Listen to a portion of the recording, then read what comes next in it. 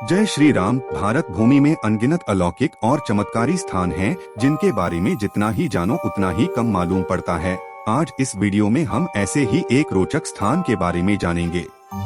प्रयागराज से 130 किलोमीटर की दूरी पर मध्य प्रदेश के रीवा जिले में मां कालिका का एक चमत्कारी मंदिर है। जितना भव्य यहाँ का दृश्य है, उतना ही पुराना यहाँ का इतिहास भी है। रोज सैकड़ों की संख्या में भक्त मां कालिका के दर्शन के लिए पहुँचते हैं और जो सच्ची श्रद्धा के साथ मैया को याद करता है, उसे मां दर्शन देती हैं।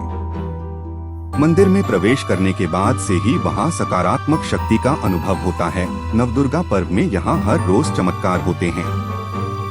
ऐसा कहा जाता है कि इस मंदिर में अलौकिक शक्तियाँ हैं। जो भी भक्त मां को याद करता है और मदद मांगता है, उसकी मन्नतें पूरी होती है। इसलिए आइए रीवा के 450 साल पुराने मां कालिका मंदिर का इतिहास हम इस वीडियो में जानेंगे। आज से लगभग 450 साल पुरानी बात है, जब रीवा कोई शहर नहीं था। यहाँ जंगल थे और छोटे छोटे कस्बों में लोग रहते थे। जहाँ मां कालिका का मंदिर है, उस जगह को रानी तालाब के नाम से जाना जाता है। सदियों पहले व्यापारियों का एक समूह इसी जगह से गुजर रहा था। उनके पास मां कालिका की मूर्ति भी थी। रात का वक्त था। व्यापारियों ने आराम के लिए मां की मूर्ति को एक इमली के पेड़ के नीचे रख दिया। जब सुबह हुई तो अपना सफर आगे बढ़ाने के लिए व्यापारियों ने बोरियां बिस्तर बांधने की तैयारी की। लेकिन जब व्यापारियों ने मां की मूर्ति उठाने का प्रयास किया तो कोई उसे हिला भी ना सका। भरसक कोशिशें करने के बाद भी जब कोई मूर्ति को उठा ना पाया तो व्यापारियों ने मूर्त को वहीं पेड़ के नीचे छोड़कर चले गए। वो दिन और आज का दिन मां कालिका की मूर्ति उसी जगह पर विराजमान है। उस समय रीवा बघेलों की राजधानी थी।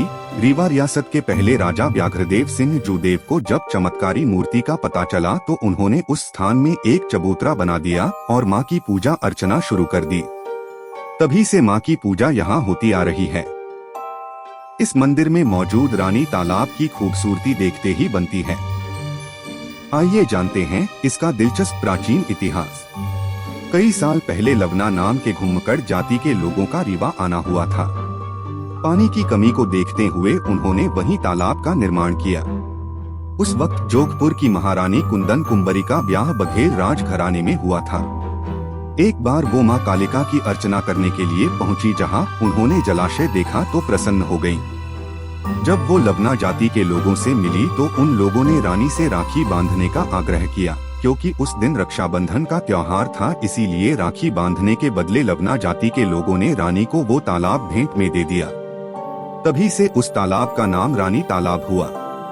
मां के कई चमत्कारिक किस्से हैं, जिनमें से 2 किस्से बहुत ही मशहूर हैं, जो कि इस प्रकार हैं। एक बार जब चोरी करने वाले अंधे हो गए थे।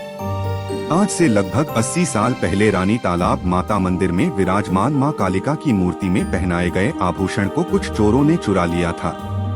लेकिन वो चोरी करने के बाद मंदिर से भाग नहीं पाए। मंदिर का पट अपने आप बंद हो गया था। जब अगली सुबह पुजारी ने गर्भगृह का पट खोला तो वहाँ चोरों के होने का पता चला। वो अंधे हो चुके थे, इसीलिए वहाँ से भाग नहीं पाए। उन्होंने पुजारी और मां से माफी मांगी और चुराए हुए आभूषण वापस लौटा दिए।